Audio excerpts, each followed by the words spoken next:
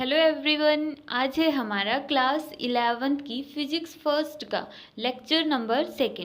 First lecture के अंदर हमने पढ़ा था कि फिजिक्स क्या होती है और इसका बेसिक प्रिंसिपल्स क्या होते हैं, और प्लस में हमने इसकी कुछ डिस्कवरीज के बारे में पढ़ा था।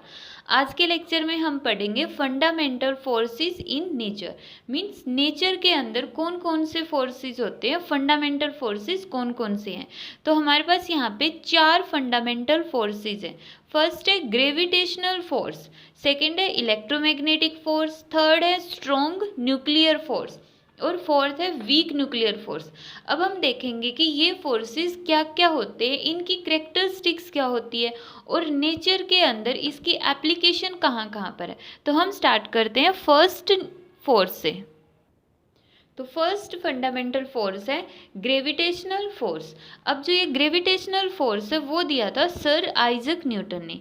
इसके अकॉर्डिंग क्या है कि जो फोर्स होता है वो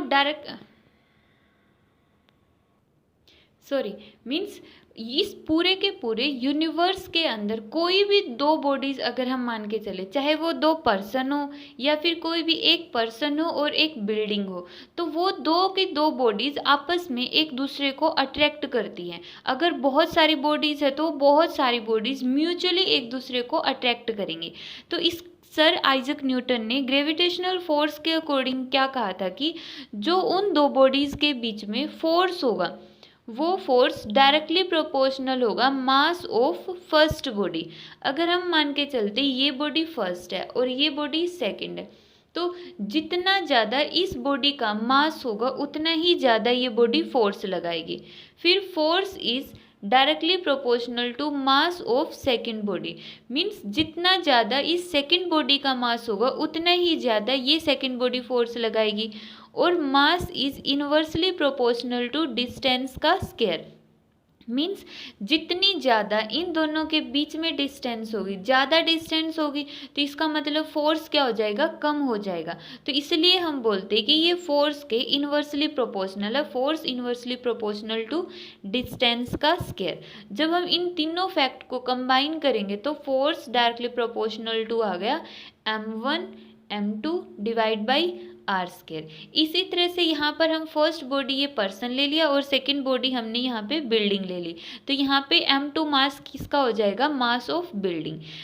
ठीक है, तो यहाँ पर जब हम प्रोपोर्शनलिटी का सिंबल हटाएंगे तो आएगा g m1 m2 divide by r square. यहाँ पे g एक ग्रेविटेशनल कॉन्स्टेंट है और इस ग्रेविटेशनल कांस्टेंट की वैल्यू होगी 6.67 इंटू 10⁻⁻11 न्यूटन मीटर स्क्वायर पर किलोग्राम स्क्वायर। तो ये आ गया ग्रेविटेशनल फोर्स। यहाँ पर आइजक न्यूटन ने सबसे पहले तो कोई भी नॉर्मली दो बॉडीज़ की बात कही थी। उसके बाद उसने कहा कि उन दो बॉडीज़ में से एक बॉडी अर्थ भी हो सकती है, कि एक बॉडी तो कोई पर्सन होगा और दूसरी बॉडी अर्थ होगी। तो उस टाइम पे जो ये फोर्स होगा इसको हम ग्रेविटेशनल फोर्स ना बोल के इसके लिए एक नया वर्ड उसने दिया, force of gravity. Meaning same है दोनों का, ग्रेविटेशनल फोर्स भी वही होता है और फोर्स ऑफ ग्रेविटी भी वही होती है। बट यहाँ पे फोर्स ऑफ ग्रेविटी में क्या होता है कि एक बॉडी अर्थ होती है, ये कंपल्सरी है, और ग्रेविटेशनल फोर्स में कोई भी दो बॉडीज हो सकती हैं। तो फोर्स ऑफ ग्रेविटी का मतलब क्या होगा, force of attraction between earth and any other body of this universe. किसी भी इस यूनिवर्स की अर्थ और किसी भी एक बॉडीज के बीच में जो फोर्स ऑफ अट्रैक्शन होता है उसको हम क्या बोलते हैं, ग्रेविटेशनल फोर्स। अब हम इसकी कुछ कैरेक्टरिस्टिक्स पढ़ेंगे। अब इसकी कैरेक्टरिस्टिक्स में फर्स्ट प्रॉपर्टी है इसकी कि it is a long range force. अब इसको हम लॉन्ग रेंज क्यों बोलते हैं, हमने देखा था कि ग्रेविटेशनल फोर्स के अंदर क्या होता है कि कोई भी दो बॉडीज़ के बीच में भी हो सकता है, प्लस ये अर्थ और किसी और बॉडी के बीच में भी हो सकता है। जैसे हमने यहाँ पे ले लिया ये अर्थ है और यहाँ पर ये मून है, तो इन दोनों के अंदर भी कौन सा फोर्स होता है, ग्रेविटेशनल फोर्स। और जिसकी वजह से ही ग्रेविटेशनल फोर्स की वजह से जो मून है वो अर्थ के अराउंड में रोटेट करता रहता है। इसलिए हम इसको बोलते हैं कि ये लॉन्ग रेंज फोर्सेस होता है। तो सेकंड इसकी कैरेक्टरिस्टिक्स होगी does not depend upon the intervening medium. इसकी सेकंड प्रॉपर्टी है कि ये जैसे हमने कोई भी दो बॉडीज ली, इन दो बॉडीज़ के बीच में कौन सा मीडियम होगा ये फोर्स इस बात पे डिपेंड नहीं करता है, चाहे इनके बीच में एयर हो या फिर वाटर हो या कोई भी और मीडियम हो, तो इससे इनके फोर्स के ऊपर कोई इफेक्ट नहीं पड़ेगा, मीन्स इस मीडियम के इंडिपेंडेंट होती है। इसकी थर्ड प्रॉपर्टी है it does not depend upon third body. ये थर्ड बॉडी के ऊपर डिपेंड नहीं करती है, मीन्स जैसे यहाँ पे ये कोई भी दो बॉडीज़ हैं, अगर इनके बीच में हम फोर्स मान लेते एफ है और फिर इनके बीच में एक तीसरी बॉडी आ गई, तो उस तीसरी बॉडी की वजह से इन दोनों के इस फोर्स पर कोई इफेक्ट नहीं पड़ेगा।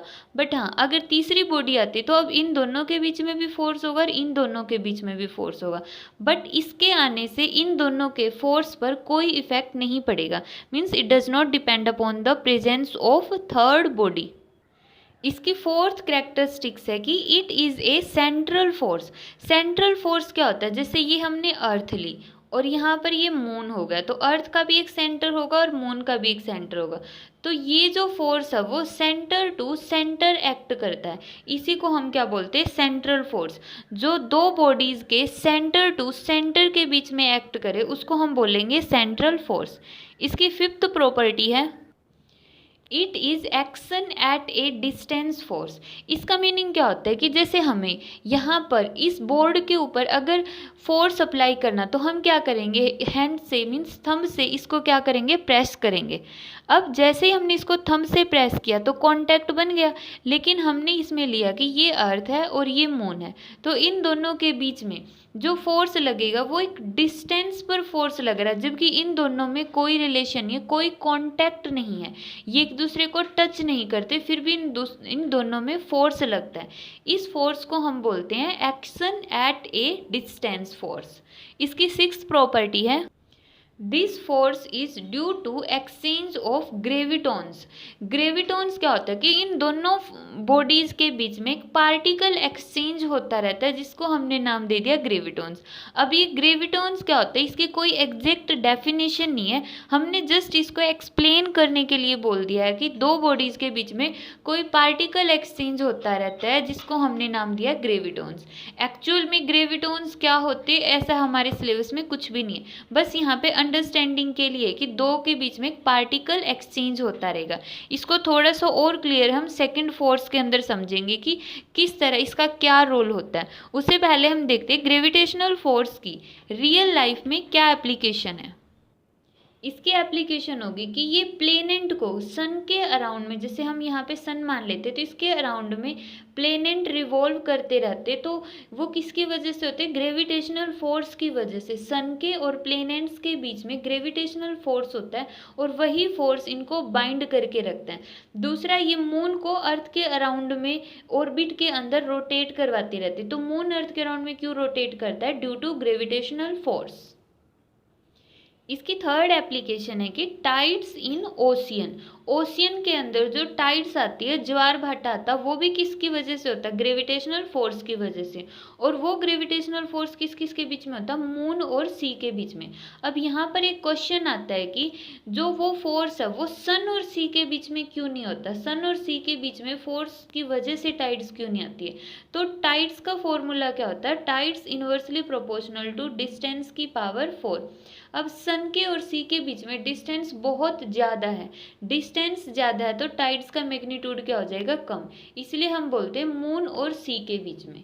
नेक्स्ट फोर्स है इलेक्ट्रोमैग्नेटिक फोर्स। इलेक्ट्रोमैग्नेटिक फोर्स में क्या होता है कि हमने कोई भी दो चार्जेज लिए, चाहे वो दोनों इलेक्ट्रॉन हो, दोनों प्रोटॉन हो, या एक इलेक्ट्रॉन और एक प्रोटॉन हो, तो उनके बीच में जो फोर्स होगा वो डायरेक्टली प्रोपोर्शनल होगा फर्स्ट चार्ज का मैग्नीट्यूड, डायरेक्टली प्रोपोर्शनल होगा सेकंड चार्ज का मैग्नीट्यूड, और इनवर्सली प्रोपोर्शनल होगा डिस्टेंस का स्क्वायर। तो इसका मतलब फोर्स का फॉर्मूला क्या बन गया, Q1 Q2 divide by r square. और जब हम प्रोपोर्शनलिटी का सिंबल हटाएंगे तो आएगा K Q1 Q2 divide by r square. यहाँ पे K होगा डाई इलेक्ट्रिक कॉन्स्टेंट या प्रोपोर्शनैलिटी कॉन्स्टेंट, प्रोपोर्शनैलिटी कांस्टेंट, और इसकी वैल्यू होगी 9 × 10⁹ न्यूटन मीटर स्क्वायर पर कूलम स्क्वायर। कूलम क्या है, यहाँ पे चार्ज की यूनिट होती है कूलम। तो ये है इलेक्ट्रोमैग्नेटिक फोर्स। इलेक्ट्रोमैग्नेटिक फोर्स किसके बीच में होता है? दो चार्जेस के बीच में होता है। अब हम इसकी कैरेक्टरिस्टिक्स देखते हैं। इसकी फर्स्ट कैरेक्टरिस्टिक्स होगी कि ये अट्रैक्टिव भी हो सकता है, रिपल्सिव भी हो सकता है। अट्रैक्टिव कब होगा? जब Q1 और Q2 दोनों अपोजिट होंगे, एक पॉजिटिव है तो दूसरा नेगेटिव होगा, तो इनके बीच में फोर्स अट्रैक्टिव होगा। और अगर दोनों का साइन सेम है, या तो दोनों पॉजिटिव हो या फिर दोनों नेगेटिव हो, तो उस केस में फोर्स कैसा होगा? रिपल्सिव होगा। इसकी सेकेंड कैरेक्टरिस्टिक्स है it is a central force. Central force होता है वही, जैसे हमने बताया था सेंटर टू सेंटर एक्ट करता है, इसलिए हम इसको क्या बोलते हैं? Central force. थर्ड प्रॉपर्टी है इट ओबे इनवर्स स्केयर लॉ। अब हमने देखा था कि इसके फोर्स के फॉर्मूले में है K Q1 Q2 divide by R square. Means ये R के इन्वर्सली प्रोपोर्शनल है, इन्वर्सली स्केयर है तो स्केयर लॉ, इसलिए हम बोलते हैं इसको it obeys inversely square law. इसकी फोर्थ कैरेक्टरिस्टिक्स है it is 10⁻36 times stronger than gravitational force. यह ग्रेविटेशनल फोर्स से 10⁻36 टाइम्स ज़्यादा स्ट्रोंग है। एग्जाम्पल क्या लेंगे इसको समझाने के लिए कि मान लो कोई भी पूछता है कि चलो ये तो ठीक है कि ग्रेविटेशनल फोर्स से ये ज़्यादा स्ट्रोंग है, बट कैसे प्रूव करोगे स्ट्रोंग है? तो हम एक कंब लेंगे, कंघा लेंगे, उसको जब हम अपने हेयर्स में रब करते हैं, रब करने की वजह से अब उसमें क्या होगा? फ्रिक्शन होगा। जैसे ही हम उसको डस्ट के पास लेके जाएंगे, जो डस्ट अभी तक अर्थ पे चिपकी हुई थी अब वो कहाँ पर आ जाएगी? कंब पर आ जाएगी। अब जब वो अर्थ पर चिपकी हुई थी डस्ट, उस टाइम पे उस डस्ट के और अर्थ के बीच में एक फोर्स था। कौन सा? फोर्स ऑफ ग्रेविटी का फोर्स था। लेकिन जैसे ही हम कंब को उसके नज़दीक लेकर आए, वो सारी की सारी डस्ट कहाँ पर चिपक गई? कंब के ऊपर। तो इसका मतलब क्यों आया वो वहाँ पर? तो कौन सा फोर्स लग रहा है? कंब पे, और डस्ट पे कौन सा फोर्स लग गया? Electromagnetic force. अब वो डस्ट अगर कंब पर चिपक जाती तो इसका मतलब इलेक्ट्रोमैग्नेटिक फोर्स स्ट्रोंगर है। किसके कंपैरिजन में? डस्ट और अर्थ के फोर्स के कंपैरिजन में। फिफ्थ कैरेक्टरिस्टिक्स है it is a conservative force. Conservative का मतलब क्या होता है कि जैसे ये दो चार्जेस यहाँ पर प्रेजेंट है, हमें सिर्फ इसकी इनिशियल और फाइनल पोजीशन से ही मतलब है। इससे फ़र्क नहीं पड़ता कि हम इस रास्ते से जाते हैं, इस रास्ते से जाते। सबसे शॉर्टेस्ट डिस्टेंस को हम यहाँ पे R कंसीडर करेंगे। मीन्स डिस्प्लेसमेंट होती है यहाँ पर R। R का मतलब डिस्प्लेसमेंट, और डिस्प्लेसमेंट का मतलब शॉर्टेस्ट डिस्टेंस। इसलिए हम बोलते हैं कंजर्वेटिव फोर्स। कंजर्वेटिव फोर्स वो फोर्स होते हैं जो सिर्फ और सिर्फ उसकी इनिशियल और फाइनल पोजीशन पर डिपेंड करते हैं, ना कि ये देखते हैं कि हम वहाँ तक पहुँचने के लिए कितना लंबा पाथ ले सकते हैं। हमें सिर्फ छोटे से छोटा पाथ ही चाहिए होता है। तो उस इनिशियल और फाइनल पोजीशन पर डिपेंड करने के कारण हम इसको क्या बोलते हैं? Conservative force. इसकी सिक्स्थ कैरेक्टरिस्टिक्स है it is due to exchange of protons. Sorry, यहाँ पे आएगा फोटॉन्स। फोटॉन्स ये किसकी वजह से होती है? एक्सचेंज ऑफ फोटॉन्स की वजह से। फोटॉन्स का मतलब क्या होता है? Packet of energy. फोटॉन का मीनिंग क्या होता है? Packet of energy. इसका मीनिंग है कि सन के पास से जो लाइट हम रिसीव करते हैं अर्थ के ऊपर, सन से जो अर्थ पे लाइट आती है वो पैकेट की फॉर्म में आती है। मीन्स एनर्जी जो होती है वो पैकेट्स की फॉर्म में होती है, और उन पैकेट्स को ही हम क्या बोलते हैं? फोटॉन्स बोलते हैं। तो दो चार्जेस के बीच में ये फोटॉन्स है वो एक्सचेंज होते रहते हैं, इन्हीं को हम क्या बोलते हैं? Exchange of photons. अब इसकी एप्लीकेशन, तो इसकी एप्लीकेशंस हैं। फर्स्ट एप्लीकेशन है इलेक्ट्रॉन रिवॉल्व अराउंड न्यूक्लियस। जो इलेक्ट्रॉन्स होते हैं वो न्यूक्लियस के अराउंड में रिवॉल्व करते रहते हैं। वो किस वजह से होता है? इलेक्ट्रोमैग्नेटिक फोर्स की वजह से। सेकंड है वही कंब वाला एग्जाम्पल हमने दिया था कि जो कंब है वो ड्राई हेयर्स में रब करने के बाद डस्ट को पिक कर लेती है। थर्ड है एटम्स मिलकर मॉलिक्यूल बनाते हैं, कि एटम्स मिलकर क्या बना लिया? मॉलिक्यूल्स, और मॉलिक्यूल ने क्या बना लिया? मैटर। तो वो उसका रीजन क्या होता है? Electromagnetic force. अब हम तीसरा फंडामेंटल फोर्स पढ़ते हैं। तो थर्ड फोर्स है स्ट्रॉन्ग न्यूक्लियर फोर्स।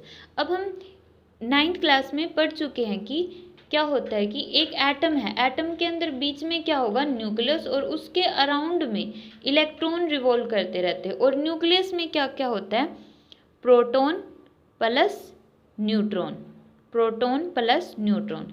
तो प्रोटॉन पर तो पॉजिटिव चार्ज है और न्यूट्रॉन न्यूट्रल होते हैं, प्रोटॉन्स पर पॉजिटिव और न्यूट्रॉन क्या है, न्यूट्रल। तो देखो अब न्यूट्रॉन का तो कोई रोल ही नहीं है, तो इसका मतलब प्रोटॉन जब बहुत ज़्यादा हो जाएंगे तो उन प्रोटॉन्स में आपस में रिपल्शन होगी, फिर भी वो पूरा का पूरा एटम है वो स्टेबल रहता है, बाइंड रहता है। प्रोटॉन प्रोटॉन की रिपल्शन यहाँ पे ओवरकम नहीं करती है एटम की स्टेबिलिटी के ऊपर। तो हम क्या बोलेंगे, इसका रीज़न क्या है कि प्रोटॉन और न्यूट्रॉन न्यूक्लियस के अंदर आराम से स्टेबल पोजीशन में है। तो इसका मीनिंग है फोर्स, स्ट्रॉन्ग न्यूक्लियर फोर्स, कि न्यूक्लियस के अंदर प्रोटॉन और न्यूट्रॉन दोनों एक ही जगह लाई करते हैं due to strong nuclear forces की वजह से।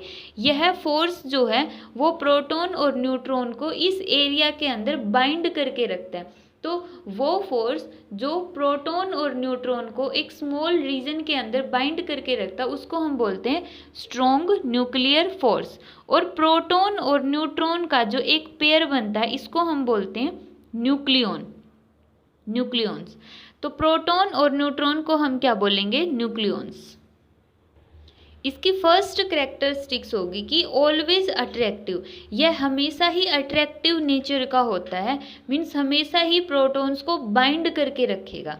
शॉर्ट रेंज फोर्स, अब हमें बताया कि एटम की रेडियस होती है 10⁻⁻14 मीटर और न्यूक्लियस की रेडियस होती है 10⁻⁻15 मीटर। तो इसका मतलब यह बहुत ही स्मॉल रीजन के अंदर एप्लीकेबल है, इसलिए हम इसको बोलते हैं शॉर्ट रेंज फोर्स। नेक्स्ट है it is 100 times stronger then electromagnetic force, यह इलेक्ट्रोमैग्नेटिक फोर्स से 100 गुना ज़्यादा स्ट्रोंग है। तो ग्रेविटेशनल फोर्स से कितना हो जाएगा, 10⁻38 time stronger than gravitational force. Gravitational force से कितना ज़्यादा स्ट्रोंग है, 10⁻38 टाइम्स। नेक्स्ट कैरेक्टरिस्टिक्स है it is due to exchange of pi mesons, यह पाई मिजोन्स के एक्सचेंज होने की वजह से स्ट्रॉन्ग न्यूक्लियर फोर्स होता है।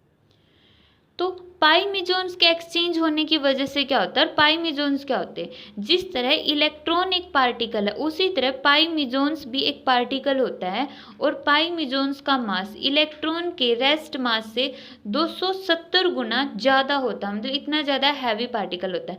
अब इनके एक्सचेंज होने से क्या होता है, हम एक साइंस से रिलेटेड नहीं है लेकिन एक वैसे फिनोमिना लेते हैं कि यहाँ पर एक डॉग है, डॉग फर्स्ट और यहाँ पर डॉग सेकेंड है, ये इसके अंदर हमने मान लिया ये एक प्रोटॉन है और ये एक न्यूट्रॉन है, मीन्स दो न्यूक्लियाई हैं।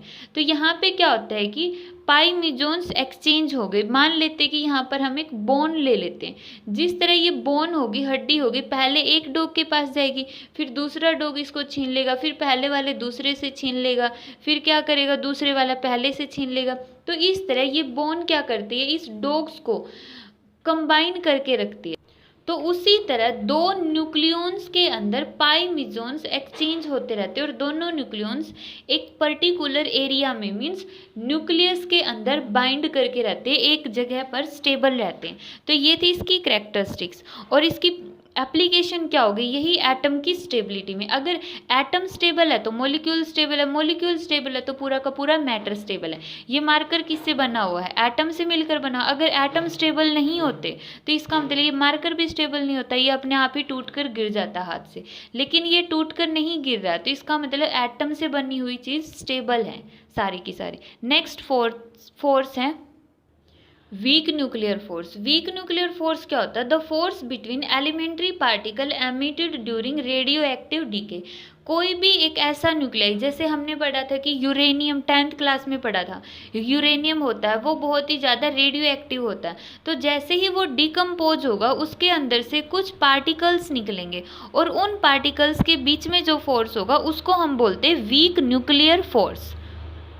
अब इसकी डिटेल हमें नहीं पढ़नी है, बस इतना ही है, मीन्स इसकी डेफिनेशन ही पढ़नी है। अब हम देखते हैं ये जो फोर्सेस हमने पढ़े इनका मैग्नीट्यूड। नेचर के अंदर ये 4 फोर्सेस प्रेजेंट होते हैं और इन सब में सबसे वीकेस्ट फोर्स होता है ग्रेविटेशनल फोर्स, ये सबसे वीक फोर्स होता है। और जो स्ट्रॉन्ग न्यूक्लियर फोर्स है वो सबसे ज़्यादा स्ट्रॉन्ग फोर्स होता है। तो यहाँ पे याद रखना है कि gravitational force is the weakest force in the nature and the strong nuclear force is the strongest force in the nature. ये इनका एम्पलीट्यूड है, जो मैग्नीट्यूड है, जो तुम्हें याद रखना है।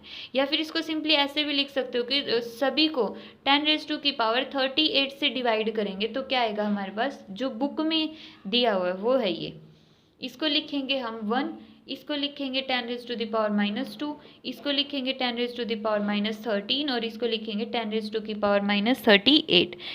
ये इन सभी फोर्सेस का रिलेटिव मैग्नीट्यूड है।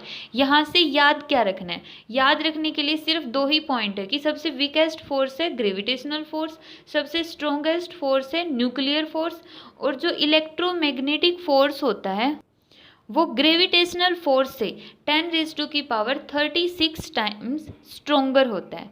अब हम इसका लास्ट पार्ट, जो फर्स्ट चैप्टर का लास्ट पार्ट होगा, वो नेक्स्ट क्लास में स्टडी करेंगे।